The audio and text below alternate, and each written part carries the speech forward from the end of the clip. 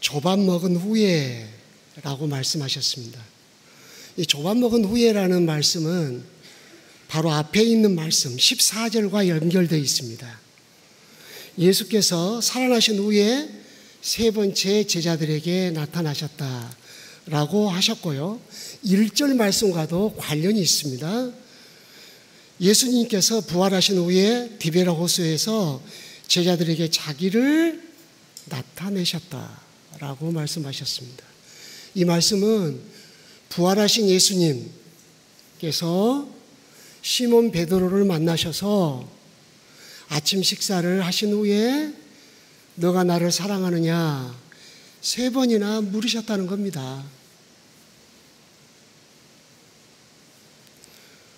이 말씀이 오늘날 우리에게 어떤 의미를 전달해 줍니까?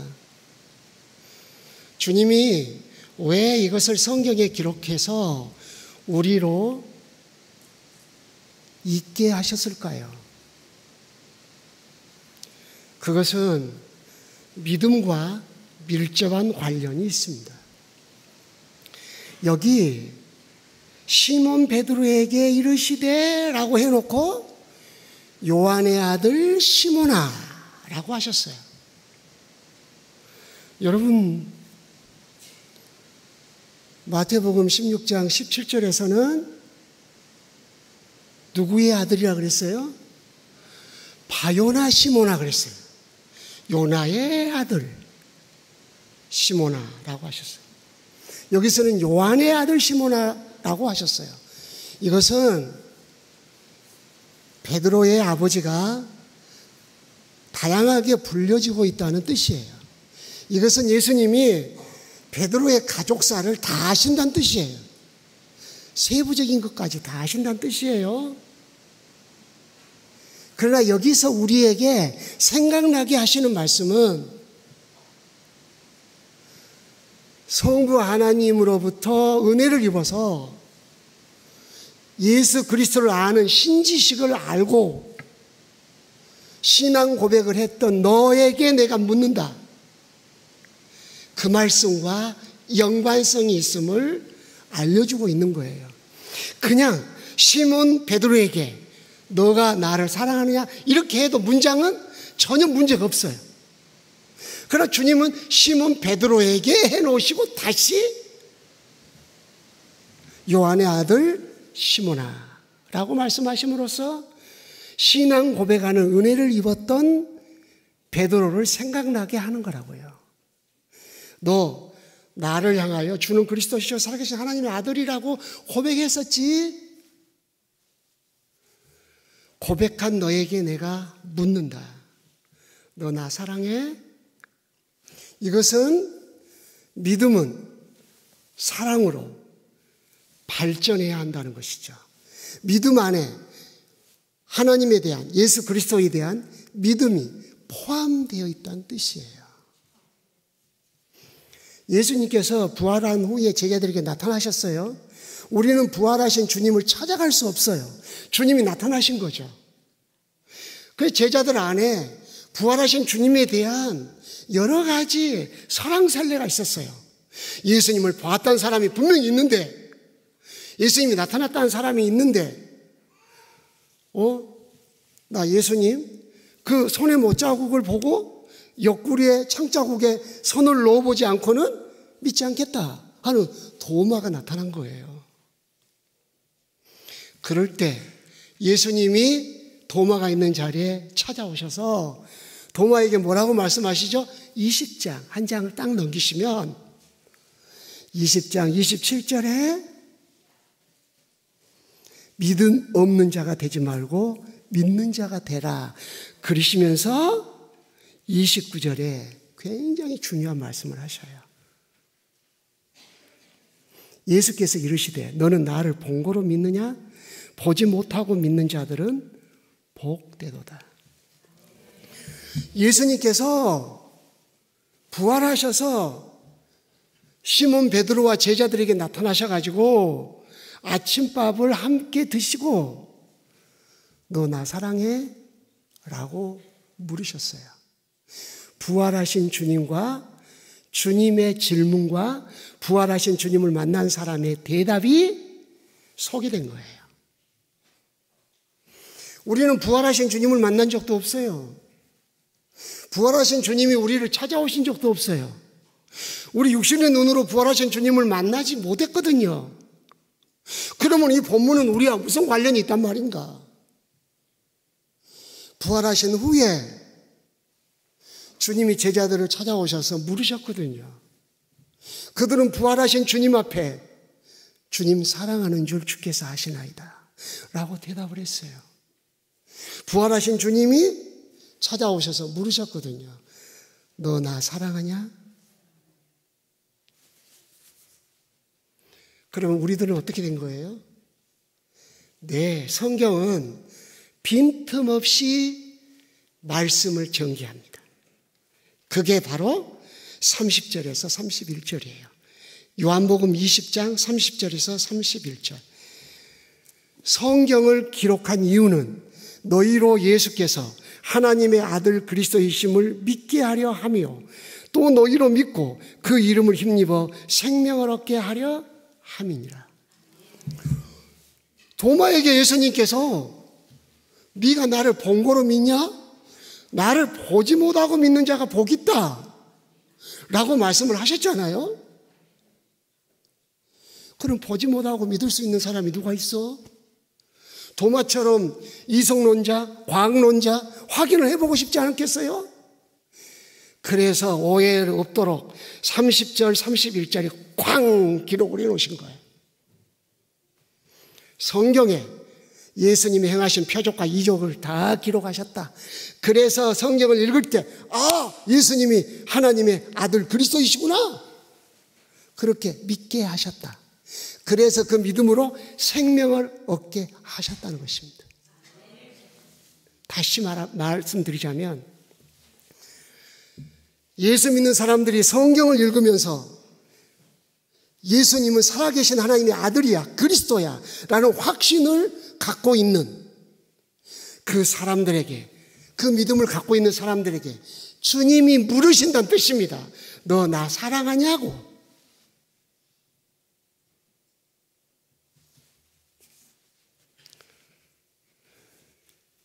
20장부터 21장까지의 논리 전개가 성령님의 깊은 의도가 담겨 있는 것입니다.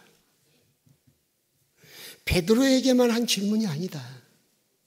성경을 읽고 예수님이 하나님의 아들 그리스도이심을 믿음으로 생명을 얻은 모든 자들에게 하시는 질문이란 뜻이에요. 우리들에게 질문하신다는 거죠. 첫날 저녁 너희는 나를 누구라 하느냐? 라고 질문하셨죠. 현재형이라고 했죠. 현재형으로 기록하셨어요. 주님이 믿는 우리에게 지금 물으신다고요. 너 나 사랑해?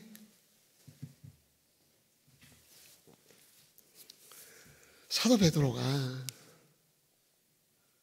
갑바도기아, 소아시아 지역 성도들의 믿음을 칭찬합니다.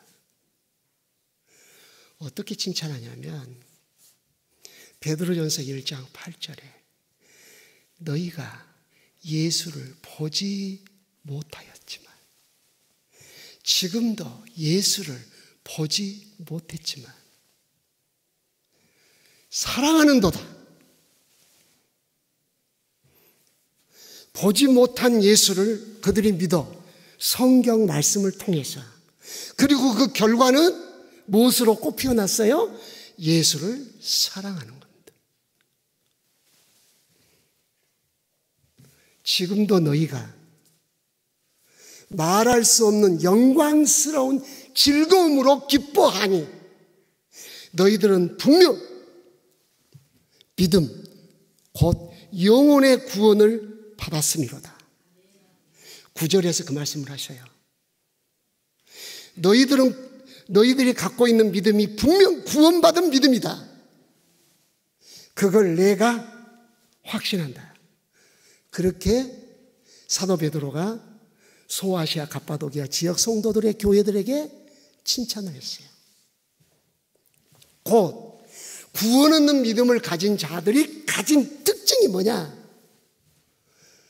부활하신 예수님을 육신의 눈으로 보지 못했지만 사랑한다는 겁니다. 이적이 나타나지 않아요. 표적도 없어요. 체험도 없어요. 그런 것들은 다 주관적인 것들이라고. 근데 예수님을 사랑해요. 그 예수님을 사랑하는 그 사랑, 그리고 말로 다 표현할 수 없는 영광스러움으로 주님을 기뻐해. 주님을 기뻐한다고요.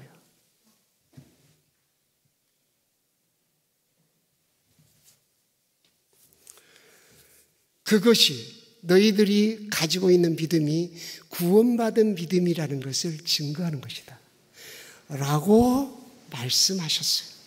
그리고 그 말씀을 성경에 기록해 놓으셨어요. 그러므로 구원 얻는 믿음을 가진 모든 성도들은 예수님이 네 나 사랑해 라는 질문 앞에 있다 이 말이에요. 그리고 그 성도들은 예수님께 내가 주님을 사랑합니다 라고 고백해야 한다는 거죠.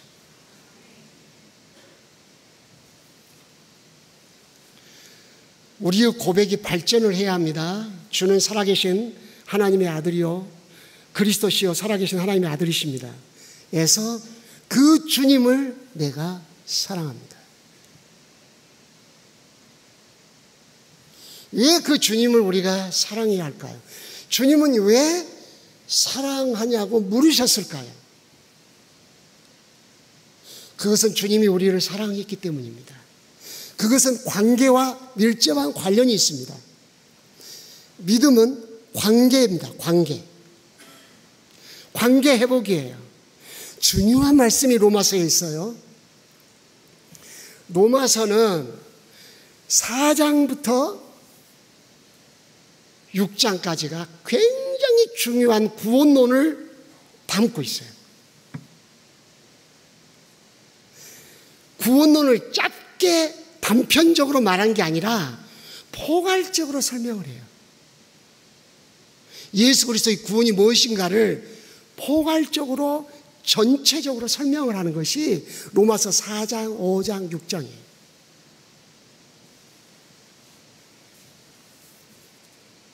5장 10절에서 4장 25절에서는 예수는 우리의 죄를 위하여 내어줌이 되고 우리를 의롭다고 하기 위해서 다시 살아나셨느니라 선언을 하시죠. 그것을 다윗이 믿었고 아브라함이 믿었다는 거예요. 그래서 다윗이 노래했대요. 제사함 받은 것을. 그것을 로마서 4장에서 설명해요. 아브라함이 의롭다함 받은 것을 그 믿음을 가지고 살았대요. 예수님이 부활하심으로 우리가 의롭다함을 받았잖아요. 죽은 자가 살아나는 것은 초현실이에요. 과학을 뛰어넘어요. 합리적이지 않아요. 주님이 선물로 믿음을 줄 때 그것을 믿을 수가 있는 거죠. 그래서 아브라함의 믿음은 뭐죠? 초현실적인 믿음을 가졌어요. 잉태할 수 없다는 걸 알고 있었어요. 자기도 남자 구실 끝났어요. 아내도 경수가 끝났어요. 자녀 태어날 수 없어요. 이것이 우리 인체 구조예요. 하나님이 창조하신. 그런데 주님이 내년 이맘때 네가 아들을 보리라. 그 말씀을 믿고 의심치 않고 하나님께 영광을 돌렸대요. 그 믿음이 어디서 왔나? 부활을 믿는 믿음에서 왔다는 거예요. 부활이라는 그 자체가 증명이 할 수가 없는 거예요. 과학적으로. 누가 그 말을 믿고 그 말 맞아 그렇게 할 수 있어요? 안 되는 거죠. 부활을 믿는 아브라함 믿음이 그의 삶에 어떤 영향을 끼쳤는지를 소개하고 있어요. 그리고 나서 로마서 5장으로 넘어가요. 로마서 5장에서는 주님이 언제 우리를 사랑했는가를 3가지로 설명하시죠. 우리가 연약할 때 뭐가 연약해요? 경건하지 않아. 하나님 앞에서 경건한 태도가 없어. 우리가 죄인 되었을 때 아주 중요한 것 10절에 우리가 하나님과 원수 되었을 때 우리의 타락은요 윤리적이고 도덕적으로 문제가 있어가만 아니에요. 타락은 하나님 관점에서 볼 때 하나님에 대해서 반항하는 거예요. 하나님을 대적하는 거예요. 이것은 하나님과 원수되는 거거든요. 원수가 뭐예요? 죽고 못 사는 거예요. 미워서 죽고 못 살아. 미워서 어떻게 할 줄 모르는 거예요. 그런 우리를, 하나님과 원수된 우리를 화목하게 하시려고 하나님이 그 아들을 화목제물로 내어놓으셨도다. 하나님과 화목된 자로서 우리가 구원을 받았다. 구원을 무엇으로 묘사해요? 하나님과의 화목으로 묘사해요. 그러므로 우리가 하나님을 즐거워하자. 그 앞에 담대히 나아가자. 하나님과의 관계가 회복됐기 때문에 두렵고 떨 필요가 없다는 거예요. 화목이라고 설명했어요. 이거 관계 개선이에요. 타락은 하나님과의 관계가 파괴되는 거예요. 우리들은 자꾸 윤리적인 문제, 도덕적인 문제를 거론해요. 타락을.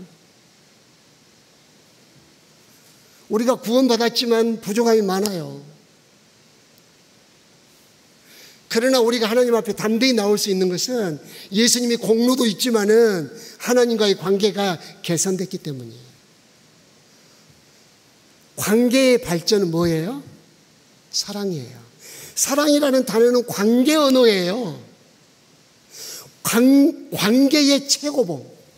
관계의 최고봉이 사랑이에요. 내가 당신을 사랑해. 이것은 최고의 관계란 뜻이에요.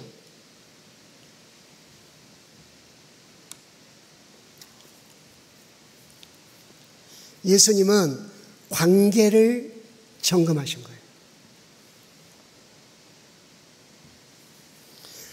예수 믿고 나서 우리가 얻는 신분이 뭐예요? 백성, 자녀, 또 신부잖아요. 전부 관계적 신분이에요. 백성은 누구와 관련이 있어요? 왕. 예수님이 우리 왕이란 이야기죠. 자녀, 아버지, 신부, 신랑. 관계적 신분이에요. 구원은 관계를 회복시킬 뿐만 아니라 관계를 맺는 거예요. 그래서 우리는 하나님을 어떤 존재로서 멀리 떨어져 있는 존재로서 생각하고 그에게 경배하고 아니에요. 나와 사랑의 관계예요.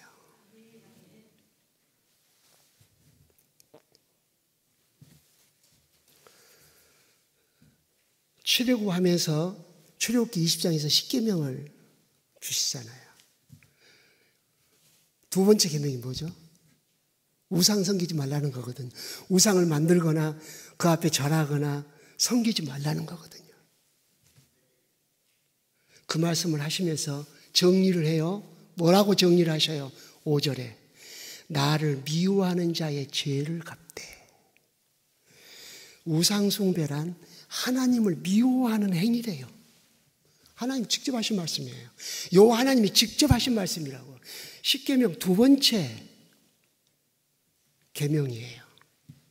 나를 미워하는 자의 죄를 갚되. 누구를 가리켜서 미워하는 자라고 표현했어요? 우상을 만들고 우상을 섬기는 자들을 자기를 미워하는 표현으로 우상을 섬긴대요. 우리가 볼 때 왜 우상을 섬기나?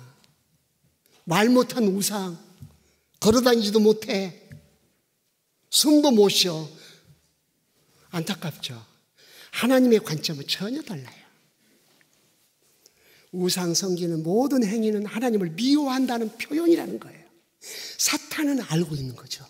우상 섬겨, 하나님을 미워한다고 막 해라 해. 밀어붙이는 거죠. 나를 미워하는 자의 죄를 갚되 3, 4대까지. 주님은 또 이어서 6절에 나를 사랑하는 자에 대하여 설명하세요. 나를 사랑하여 내 계명을 지키는 자에게는 내가 1000대까지. 1000대 계산돼요? 안 돼요. 우리는 후손들에게 유산을 남겨주려고 그러는데요. 어떻게 될 줄 몰라요. 하나님이 우리 후손들에게 복을 주신대요. 하나님을 통해서 후손들에게 복이 전달되도록 하는 방법은 하나님을 사랑하는 거라는 거예요. 하나님을 사랑하여 하나님의 말씀을 지키는 것. 그리하면 내가 1000대까지 복을 줄 기다. 손자의 손자의 손자의 손자의 손자의 손자의. 오늘 저녁 내 할까요? 우리는 얼굴도 모르고 알지도 못해요.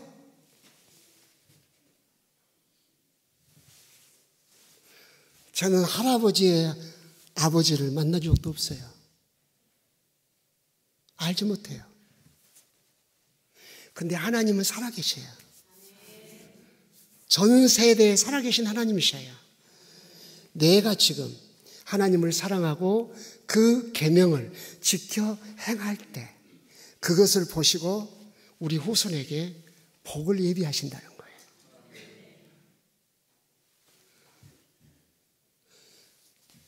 하나님과 우리의 관계를 사랑으로 이해하고 그 사랑을 표현하는 것이 중요하다는 것을 말씀하고 있는 거예요. 사랑은 중요하다.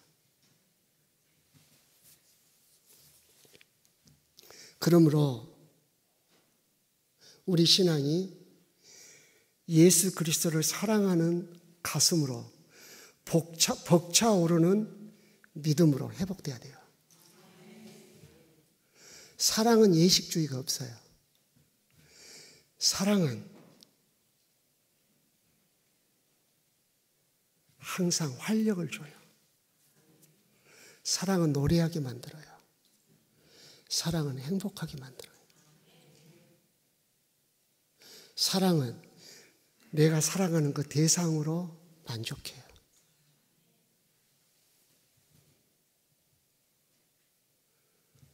저는 잘난 게 하나도 없어요. 잘난 것을 적어보려고 해도 적을 게 없어. 그런데 저 아내가 저를 사랑해서 결혼을 했어요.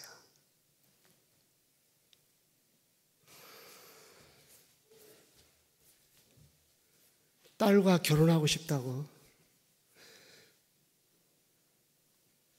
처갓집에 가서 총언을 허락해 달라고 무릎 꿇고 했을 때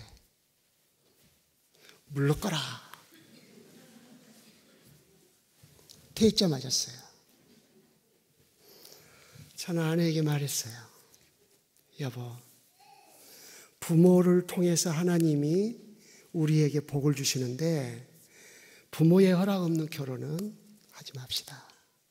주님이 은혜를 베푸시면 다시 만날 거고 만나지 못하면 천국에서 만납시다. 하고 헤어졌어요.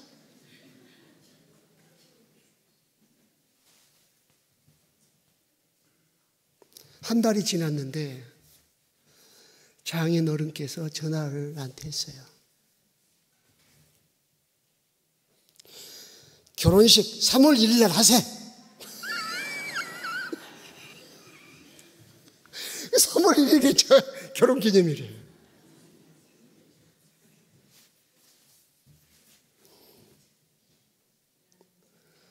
사랑이 눈을 멀게 해서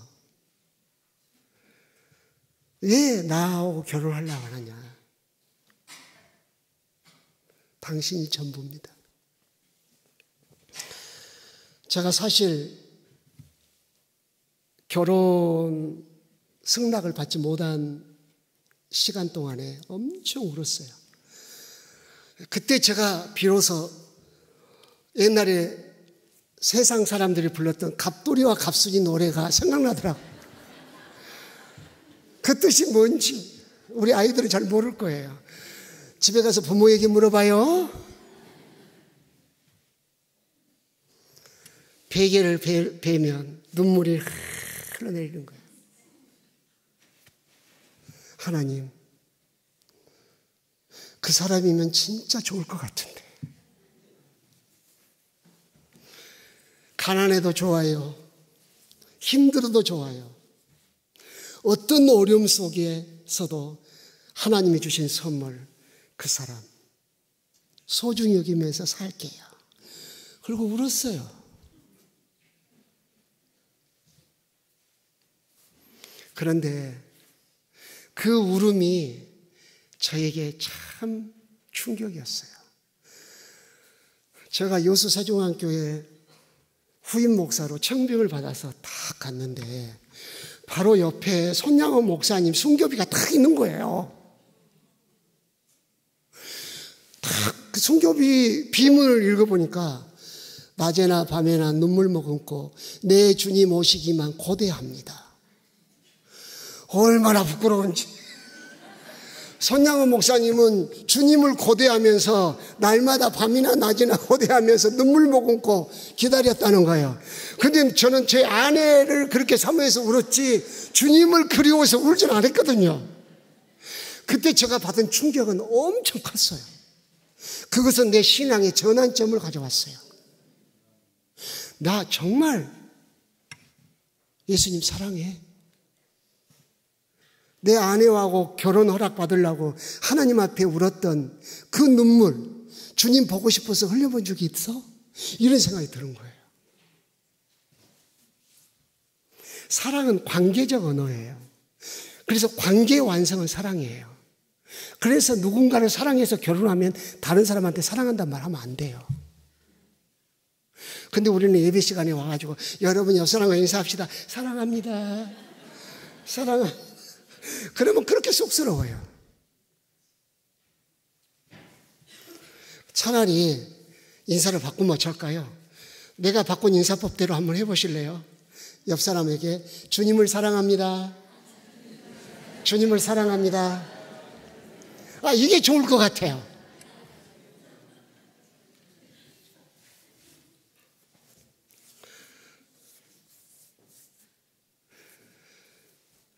하나님이 우리를 사랑하셔서 독생자를 내어주셨죠. 그래서 우리가 그 예수를 믿었어요. 그 하나님의 사랑이 우리에게 왔어요. 그렇게 해서 하나님도 우리로 하여금 하나님을 사랑하기를 원하신 거예요. 사랑과 사랑으로 만난 하나님과 우리가 되기를 원하신 거예요. 가슴이 식었어요. 에베소 교인들처럼 첫사랑이 식었어요. 하나님을 사랑하지 않기 때문에 믿음의 눈동자가 빛나지 않아요. 가슴이 설레지 않아요. 벅차오르지 않아요. 신앙의 권태기. 남는 것은 뼈다귀밖에 없어요. 시와 찬미와 신령한 노래가 있다고요? 말은 잘하네. 우리의 영혼은 메말라 있어요. 그래서 주님은 사랑하느냐고 물으셨어요.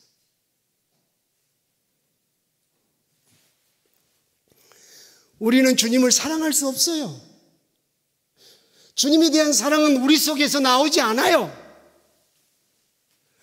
그래서 성령께서는 하나님의 사랑을 우리 마음에 부어주셨다고 로마서 5장 5절에서 말씀하셨어요.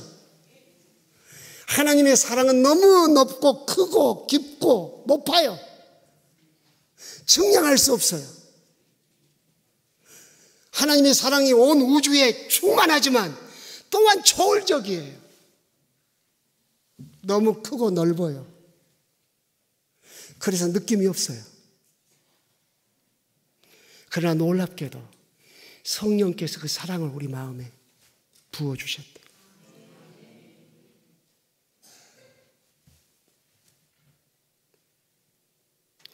예수 그리스도 안에서 우리를 향한 하나님의 사랑에서 아무도 우리를 끊을 수 없다. 그것이 로마서 8장의 마무리 말씀이잖아요. 하나님 날 사랑한다는 확신 속에서 하나님에 대한 사랑을 갖게 되는 거죠. 그것을 성령님이 우리 속에서 하셔요. 그래서 성령의 첫 열매가 사랑이에요. 성령이 우리 속에 오셔서 일하셔요. 그 결과 사랑을 표현해요. 하나님 사랑해요. 그래서 모든 신앙생활에서 하나님에 대한 사랑의 표현으로 신앙생활을 하는 거예요. 교회를 섬기는 것도, 찬양하는 것도, 내가 당신을 사랑해서. 사랑은 눈과 입술에 나타나야 해요.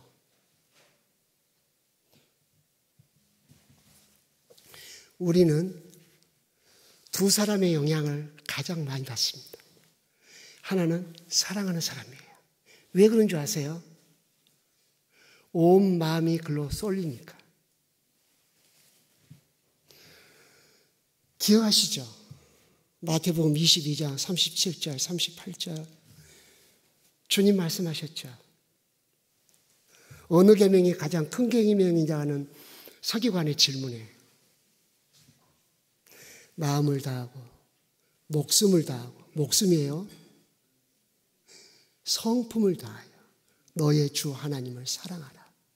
이것이 크고 첫째 되는 계명이다. 주님이 설명을 하셨어요. 사랑이 뭔지. 마음이 다가는 거예요. 사랑하는 사람이 등장했다. 설레는 거예요. 어떻게 할 수 없어요. 짝사랑 해보신 분들은 다 알아요. 그런 거 보면 짝사랑도 한번 해볼 만한 것 같아요. 사랑이 뭐다는 걸 아는 거예요. 말이 떨리고 가슴이 떨리고 사랑할 때 그 사람을 위해서 목숨까지도 다 내어주고 싶은 마음이 생겨요.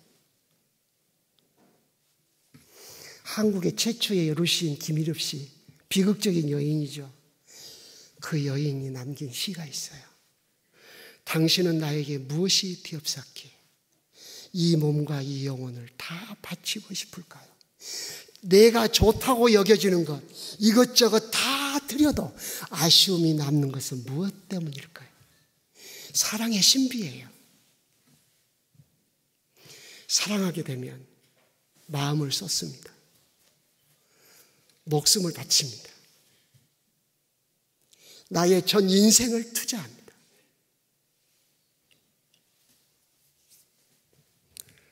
하나님, 우리 예수님이 사랑이 뭐라는 걸 설명한 거예요. 마음을 다하고 목숨을 다하고 성품을 다하고 나의 지정의가 다 거기에 영향을 받아요.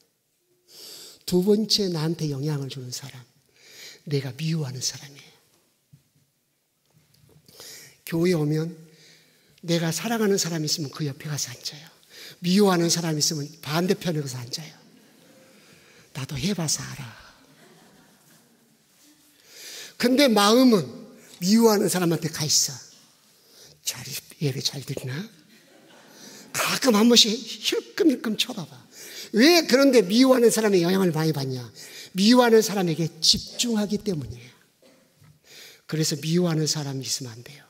빨리 해결하세요. 오늘 저녁에 해결하셔야 돼요. 미워하는 사람이 뭘 먹나 관심이 많아.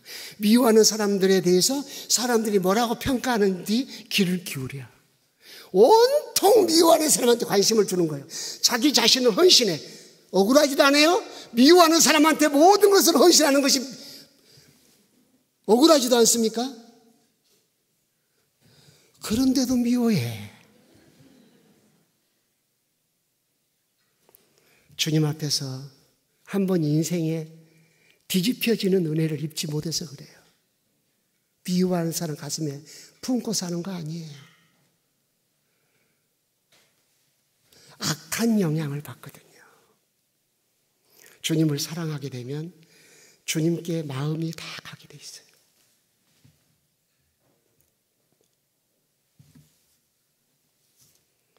그래서 믿음이 어떤 것인지를, 주님과의 관계 회복이고 관계의 최고봉이 사랑이다.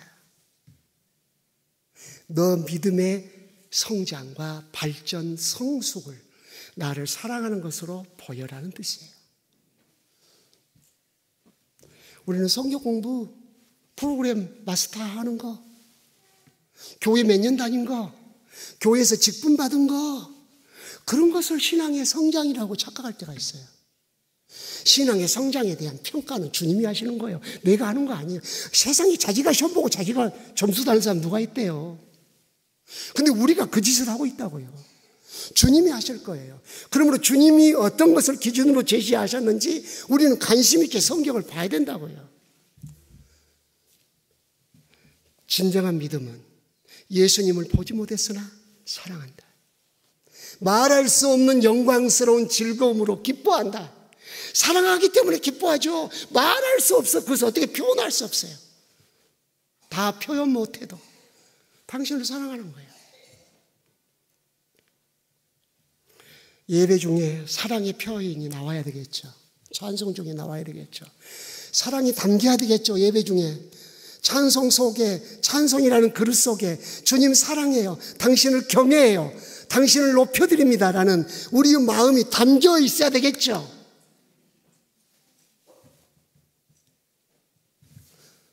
죽정이만 있는 찬양할 수 있어요.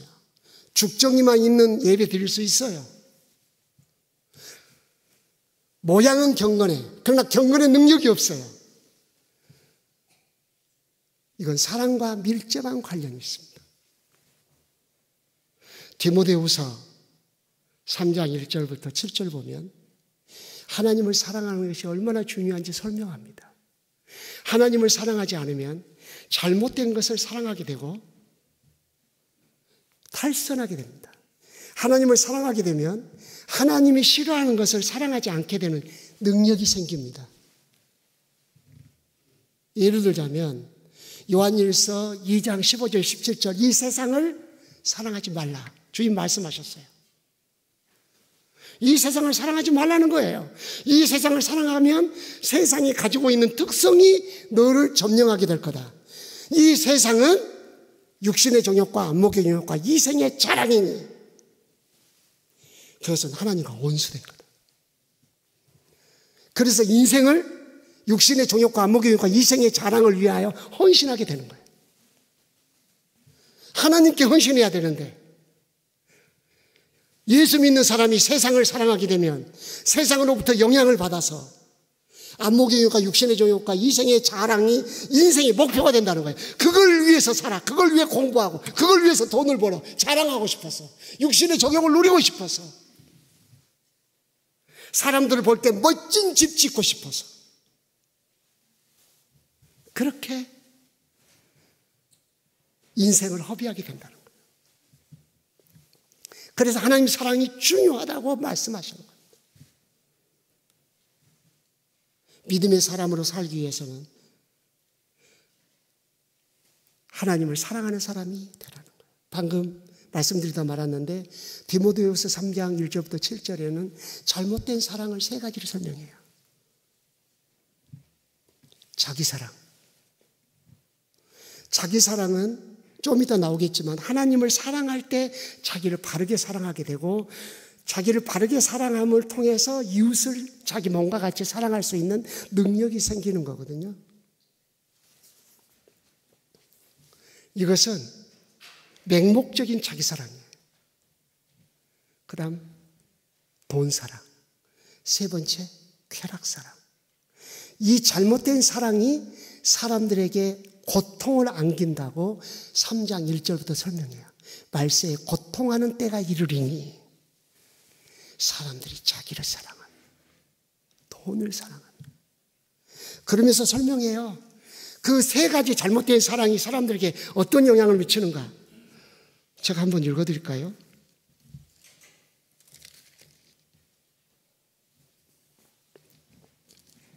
자랑하며, 교만하며, 비방하며, 부모를 거역하며. 자녀들에게 하나님 사랑 가르쳐야 돼요. 그러면 효하게 돼 있어요. 감사하지 아니하며, 거룩하지 아니하며, 무정하며, 원통함을 풀지 아니하며, 모함하며, 절제하지 못하며, 사나우며, 선한 것을 좋아하지 아니하며, 배신하며, 조업하며, 자만하며. 마지막에 아주 중요한 말씀이죠. 쾌락 사랑하기를 하나님 사랑하기보다 더하며. 잘못된 사랑 세 가지. 그 결과 그런 믿음을 그렇게 신앙생활하는 그렇지 않은 어떤 모양을 갖게 되냐. 5절. 경건의 모양은 있으나 경건의 능력은 없어. 교회 와요. 예배 중에 앉아 있어요. 찬송 불러요. 생각은 세상에 있어요. 하나님께로 마음이 안 가는 걸. 내 영혼이 하나님 앞에 드려지지 않는 걸. 껍데기만 있는 거예요. 경건의 모양은 있다고요. 이 말씀 강론을 하고 나서 어떤 목사님이 그러대요. 목사님 요즘은요 껍데기도 없어요. 7절에 무서운 말씀을 하셨어요. 항상 배우나 끝내 진리의 지식에 이룰 수 없느니라. 하나님 사랑해야 돼요. 하나님 사랑하게 되면 사랑해서는 안 될 세상에 나가서 세상을 잘 보고 물들지 않고 세상에 좋은 영향력을 행사할 수가 있어요. 섞이지 않을 수 있어요. 세상에 살면서도 구별되게 살 수가 있어요. 하나님 사랑 안 하면 세상에 밀려오는 이생의 자랑, 암흑의 육체의 정욕 감당이 안 돼요. 그것이 포로가 될 수밖에 없고 잡혀 먹을 수밖에 없어요. 자기 사랑, 돈 사랑, 쾌락 사랑에 빠질 수밖에 없어요. 여러분의 가정에 문제 있습니까? 여러분의 영혼의 갈등이 있습니까? 여러분의 삶에 많은 방황이 있습니까? 한번 점검하세요. 예수 믿는 내가 왜 이래? 기도해도 해결이 안 돼요. 주님 말씀하세요. 네 나 사랑하냐? 주님이 계속 물으시는 거예요. 기도합니다. 주님 이 문제 해결해 주세요. 주님은 말씀하십니다. 너 나 사랑하냐? 너의 문제는 나를 사랑하지 않는 데서 온 거야.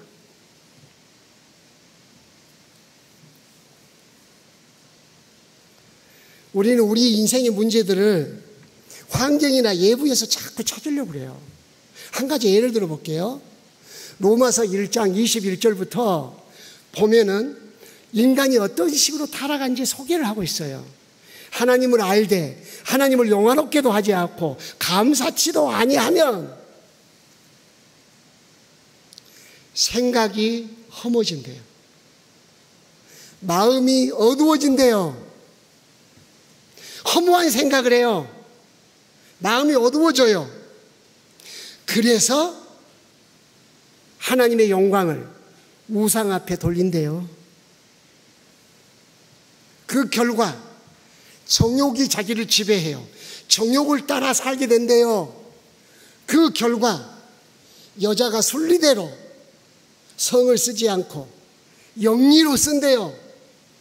여자와 여자끼리, 남자가 순리대로 성을 쓰지 않고 영리로 하나님을 거스려 쓴대요. 거기까지 타락하게 된다는 거예요. 하나님을 알되 하나님을 영화롭게 하고 하나님께 감사하는 것이 이렇게 중요한 거예요. 홀로 집에서 무릎 꿇고 당신을 찬양합니다. 영화롭게 해야 돼요. 주님 감사해요. 길을 걸어가면서 감사하고 운전하며 감사하고 일어나면서 감사하고 잠자리에 들며 감사하고 주께 감사합니다. 적극적인 사고방식을 갖기 위해서 감사하는 게 아니에요. 대상이 분명해요. 하나님께 감사하는 거예요. 그럴 때 우리 생각이 지혜로워져요. 마음이 밝아져요.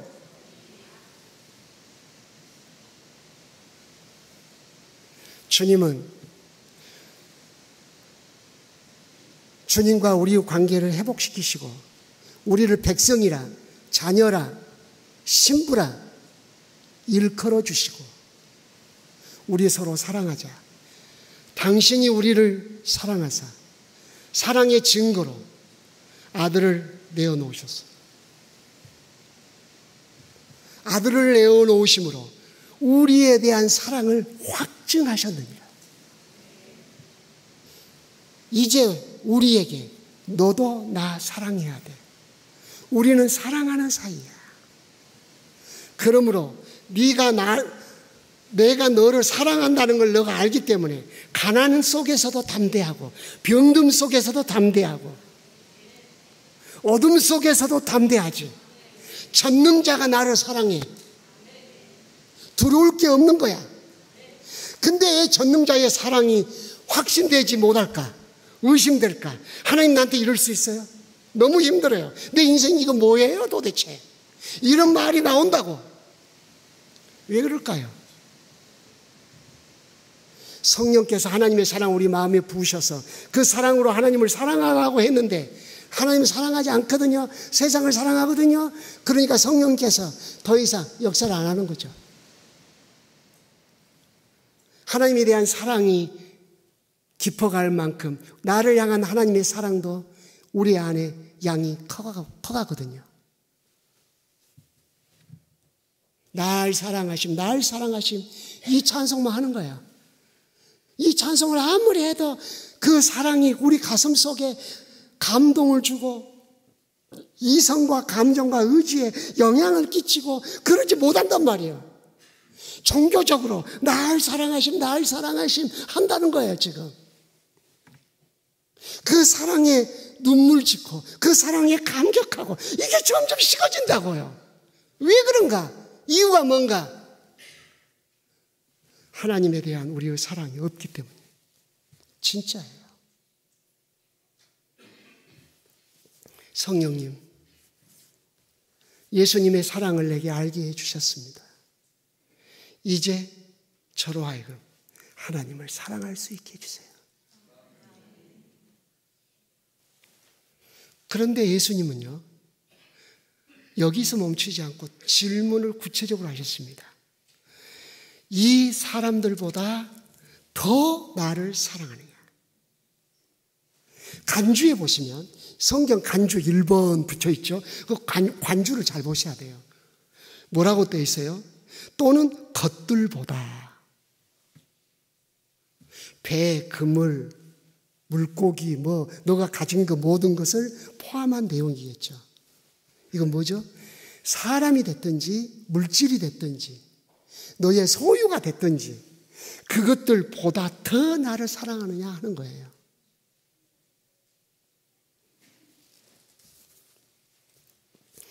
사랑에도 질서가 있다는 뜻이에요. 우선순위가 있다는 뜻이에요. 하나님은 스스로 말씀하셨습니다. 나 여호와는 질투하는 하나님이다. 세상 사람들처럼 질투하는 그런 질투가 아닙니다. 합당한 질투입니다. 영광 받으셔야 할 분이 영광 받기 원하시는 질투입니다. 그 질투는 타락한 질투가 아닙니다. 아름다운 질투입니다. 다른 것들보다 나를 더 사랑하냐고 물으셨어요. 여기서 째째하게 예수님이 베드로의 사랑을 독차지하고 싶어서 그렇게 물으셨다가 아니에요. 이것을 성경에 기록함으로써 모든 성경을 읽는 그리스도인들로 하여금 사랑의 질서를 이해하도록 하기 위해서예요. 하나님을 사랑해야 돼요. 그것이 크고 차체되는 계명이에요. 모든 것은 하나님으로부터 나왔어요. 하나님을 사랑할 때 하나님으로부터 오신 것들을 온 것들을 바르게 사랑할 수 있어요. 심지어 내 자신마저도 바르게 사랑할 수 있어요. 여러분을 좀 제대로 사랑해 본 적이 있어요?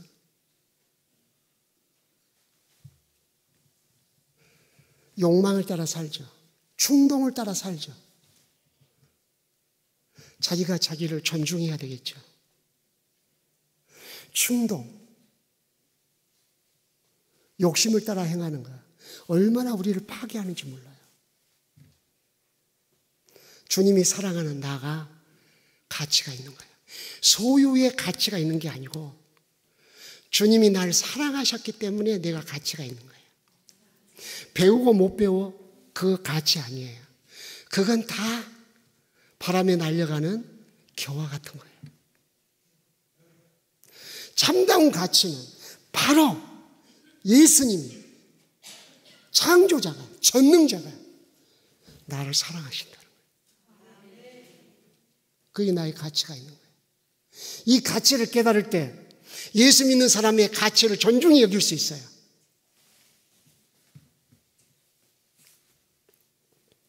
사랑의 질서가 있어요. 하나님을 사랑해야 아내를 사랑할 수 있어요. 하나님을 사랑하면 어떤 방식으로 누구를 사랑해야 할지 알게 돼요. 하나님을 사랑하게 되면 하나님이 짝 지어주시지 않는 사람을 사랑할 수 없어요. 하나님을 사랑하기 때문에 하나님이 짝 지어주신 사람만 사랑해요. 바람 피는 사람들은 하나님 사랑하는 사람 아니에요. 결혼식 할 때 하나님이 짝 주신 사람을 사람이 나누지 못할지니라. 그렇게 결혼했잖아요. 그래 놓고 왜 바람을 피워요? 짝 주신 하나님 뒷발로 찬 거 아니에요? 무시한 거 아니에요? 결혼식을 위해서 잠깐 한 말이에요? 그러면 하나님을 더더욱 무시했네. 하나님을 사랑해야 사랑에 대한 분별이 생기고 정말 자녀를 해초리를 때리면서 훈육할 때도 사랑으로 훈육할 수 있어요.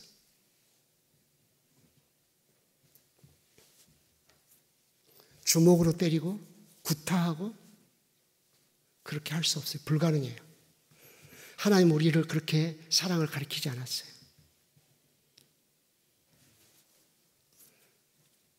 하나님을 사랑하면 하나님이 정하신 관계적 사랑이 무엇인지를 알게 되고 그 질서에 합당하게 사랑할 수 있게 돼요.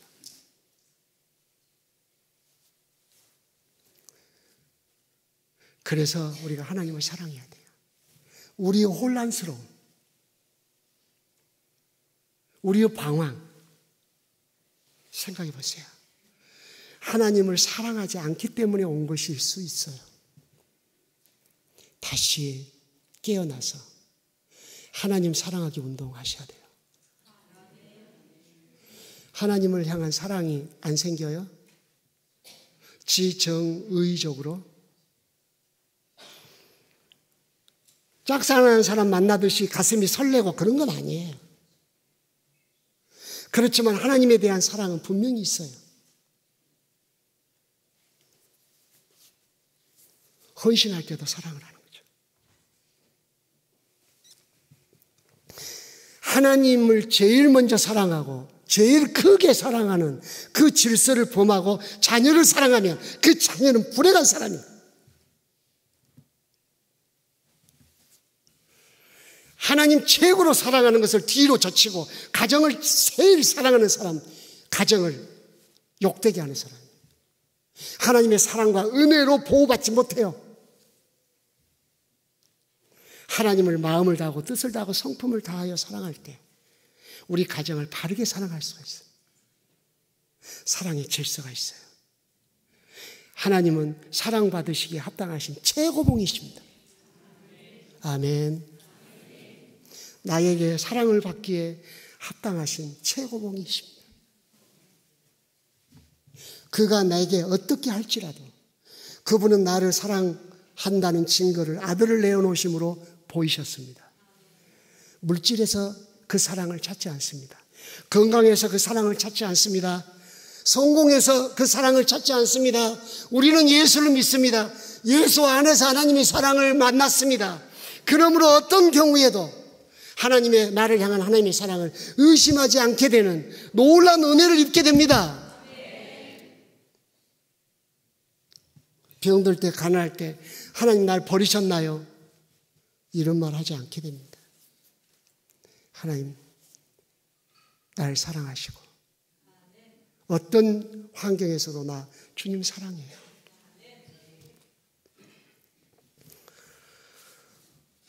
하나님의 사랑에 대해서 이야기하면 성경 전체가 하나님의 사랑이니까 넘어가야 되겠죠. 너 나 사랑하느냐 하시고 내 어린 양을 먹이라 라고 하셨어요. 어린 양에 대한 연약하고 아직 성숙치 못한 옆에 있는 그리스도인들, 예수는 믿지만 여기서 어린 양을 꼭 주일학교라고만 생각할 수 없어요. 포괄적인 언어예요. 주님의 관점에서는 더 자라야 할 필요가 있거나 돌봄이 필요한 모든 성도들을 말씀한다고 볼 수 있어요. 1인칭을 사용하셨어요. 내 양. 너 양 아니야. 내 양이야. 네 마음에 들고 안 들고 상관없다. 네가 할 일은 그를 먹이는 거다. 말씀으로 격려하고.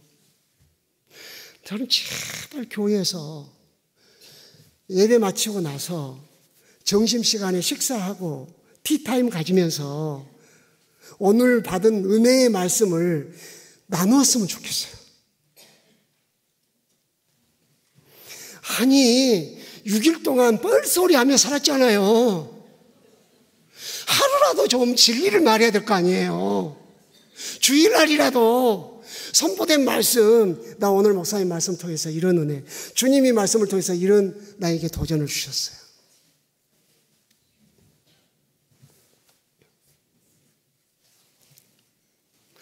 제가 출석하고 있는 교회 목사님이 아주 까마득한 후배시잖아요. 그러면 이제 저희 집에 오셔서 차도 마시고 교제하시고 또 성경 이야기도 하고 그러면 제가 성경 보는 관점에 대해서 이야기하고 그러면 놀라죠. 그러면 제가 교회 가서 앉아있으면은 예배 중에 앉아있으면 목사님 설교에 얼마나 부담이 될까. 내가 목사님한테 그 교회에 출석하면서 올해 1월 1일 날 송구영신 예배 끝나고 1월 1일 날 정심 식탁에 제가 출석하는 교회 목사님을 식사의 자리에 멋진 식당으로 초대했어요. 그 목사님, 목사님, 제가 목사님을 대접해야 되는데. 아니에요. 내가 섬기던 교회에 한 성도가 해년마다 1월 1일 날 정심 식사를 내게 대접했어요. 나도 내가 출석하는 교회 담임 목사님 1월 1일 날 정심 식사를 대접해야 되겠다. 그 생각을 가졌어요. 어찌할 바를 모르시죠? 목사님 편안하세요. 먹는 것이 소화가 될지 안 될지 모르겠지만 아무튼 그러면서 그랬어요. 목사님, 저는 설교 시간에 성경 살피고 성경 이 말이 맞나? 나는 전혀 하지 않습니다. 목사님이 보수교단 신학교 나오셨고 정당한 절차 밟아서 목사 안수 받으셨기 때문에 목사님을 통해서 하나님이 나를 책망하시는 것이 뭘까? 나를 훈계하시는 것이 뭘까? 그것을 나는 듣는데 집중하고 그것을 나는 메모할 뿐이라고. 제가 목사님한테 드리는 말씀은 내 아내 앞에서 하는 말이고 하나님 앞에서 한 말입니다.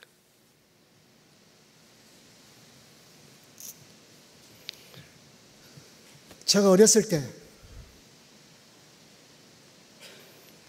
성탄 전야제 시간에 믿음이 자라갔습니다. 성탄 전야제 마치고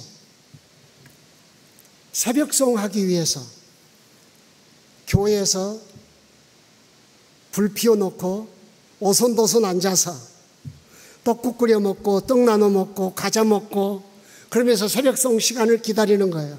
그 시간에 장로님, 권사님, 안수 집사님 돌아가면서 간증을 하시는 거예요. 눈이 반짝반짝 해가지고 그 간증을 듣는다고.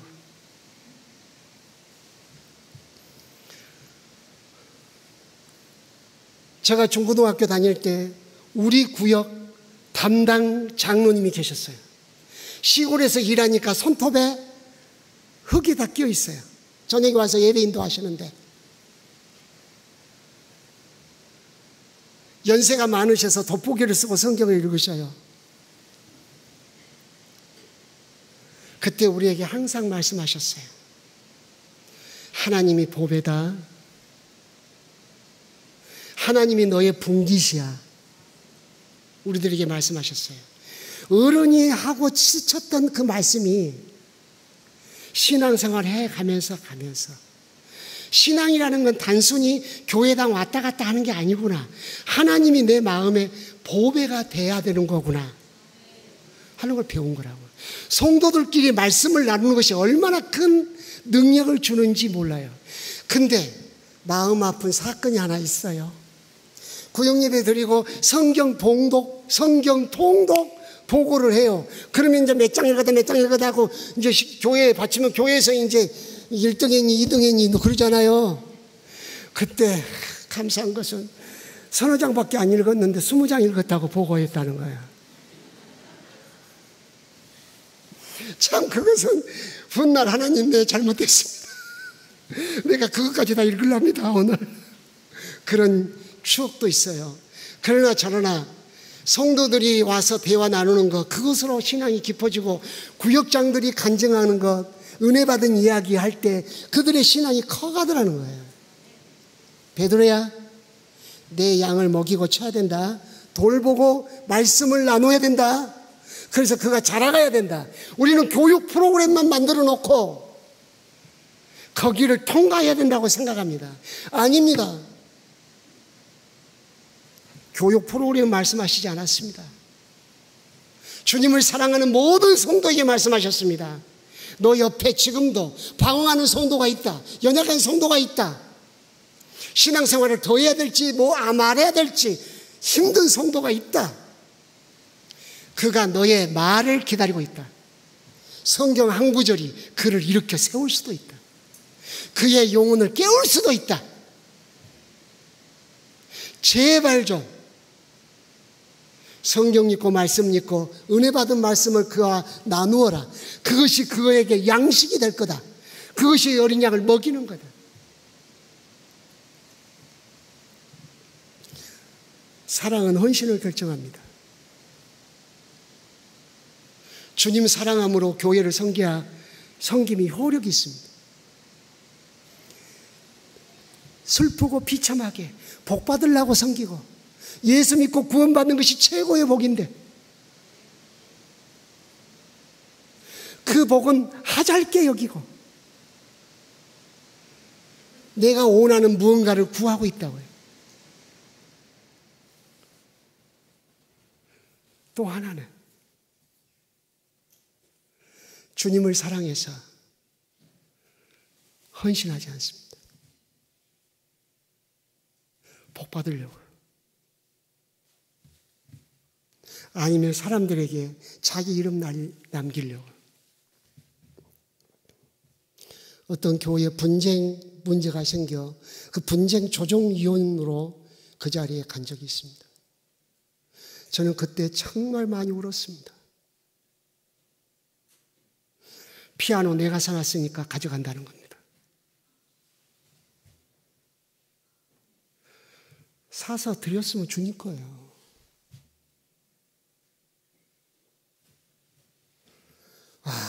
교회에 분쟁이 일어나니까 무섭더라고요. 세상 사람들도 안 그래요. 주님 사랑해서 한 거 아니에요? 교회 모든 일을 할 때 사랑으로 해야죠. 주님 사랑함으로. 다시 회복해야 돼요, 우리 마음을. 마지막으로.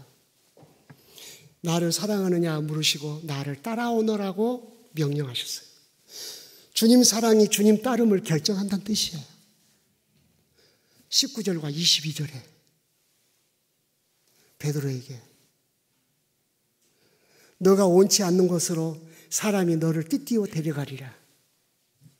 그렇게 말씀하신 것은 베드로가 어떠한 죽을 것을 말씀하신 것이고 베드로의 죽음을 통해서 예수님이 영광 받으실 것을 말씀하신 거예요. 베드로에 대한 인생의 계획, 베드로를 통해서 영광 받으시는 하나님의 방식을 베드로에게 말했어요. 그리고 내 계획 어떠냐? 내 계획 따라야 되겠지? 라고 말했어요. 비참합니다. 주님 잘 섬기고 노년에 행복하게 살다가 9988 하다가 요양원에 가서 예배드리면 여러분 9988 하십시오. 그건 뭔 말인지 다 알아들어요.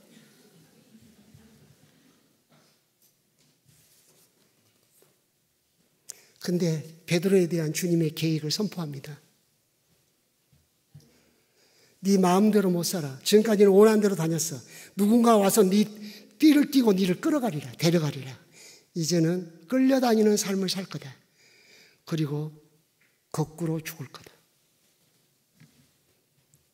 주님이 거기서 끝났으면 우리가 이해하기 쉬울 거야. 사람에 대한 주권은 주님께 있으니까. 근데 주님이 말씀을 더 붙여요. 그가 어떠한 죽음을 통해서 하나님께 영광을 돌릴지를 계획하신 거예요. 세상에 나를 거꾸로 매달아 죽여가지고 영광을 받으신대요. 하나님, 나에 대한 계획이 그 뭡니까? 항변할 수 있잖아요. 너에 대한 나의 계획에 수용하고 그 수용한 후에 그것에 대한 동의하고 그 일에 헌신하고서 나를 따라올 수 있겠니? 라는 질문을 하신 거예요. 우리는 성공주의에 빠졌습니다. 주님 앞에서는 실패자인지도 모릅니다. 나를 향한 주님의 계획을 알려주십시오. 그걸 통해서 내가 당신께 영광을 돌리겠습니다. 그 믿음으로 다시 회복해야 합니다. 너가 나를 사랑하느냐? 나를 따라오너라. 무슨 말씀을 하셨어요? 베드로가 요한을 일끔일끔 쳐다봅니다. 저 사람은 어떻게 되는데요? 저 사람이 어떻게 되든 말든 내가 그를 올 때까지 살려둔다고 할지라도 네가 무슨 상관이야? 너는 나를 따라. 곧 주님을 사랑할 때 비교의식에서 해방된다는 뜻이에요. 우리는 비교의식을 쫓아 사는 경우가 많아요.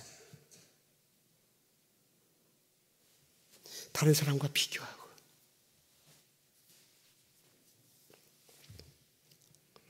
저는 오늘 찬양 정말 감사합니다. 음향 상태가 불량한 가운데서도 흔들리지 않고 찬양한 모습은 훌륭하십니다. 우리 목회자들을 닮으셨네요. 우리 목회자들은 때때로 음향이 삐소리를 내고 말든지 그냥 계속 설교해야 됩니다. 불이 나가도 계속 해야 합니다. 정말 감사합니다. 잊을 수 없는 찬양을 저는 대한수도원에서 들은 적이 있습니다.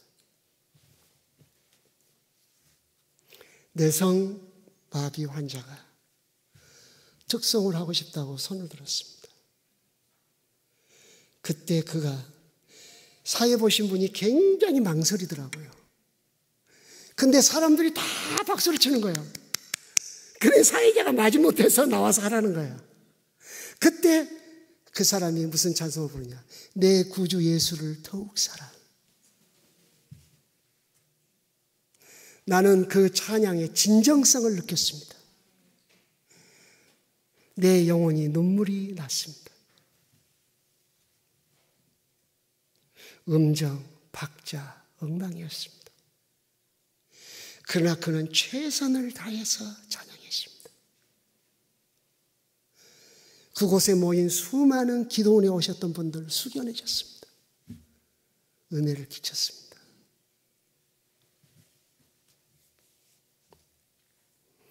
그가 비교의식을 가졌다면 그 찬양을 못했을 겁니다. 그는 오직 주님에 대한 사랑을 고백하고 싶었을 뿐입니다. 찬양 잘하는 사람들이 얼마나 많습니까? 교회 안에서도 비교의식을 갖습니다. 우월 비교의식, 또 자기를 자학하는 비교의식. 내가 몇 년 다녔는데 교회 직분이 이거야. 비교의식. 너 나서서 일할 필요도 없어. 사람들이 알아주지도 않는 걸. 비교의식의 언어입니다. 주님께 하는 거죠. 직분 받으려고 했나요? 지금까지 저는 예수님을 고백하고 예수님을 따르고 예수님을 사랑하고픈 그리스도인입니다. 그 말씀을 들었습니다. 다시 신앙을 회복해서 주님 사랑으로 가슴이 벅차고 잃어버렸던 노래와 시와 찬미가 회복되고 좁은 마음이 넓어져서 넉넉해져서 다른 사람 수용할 수 있는 포용력이 더 커져가고 교회의 헌신이 진정성이 묻어나는, 그래서 우리의 신앙생활이 하나님 앞에 다 음양되어지는 주님을 향한 사랑의 고백이 되기를 원합니다.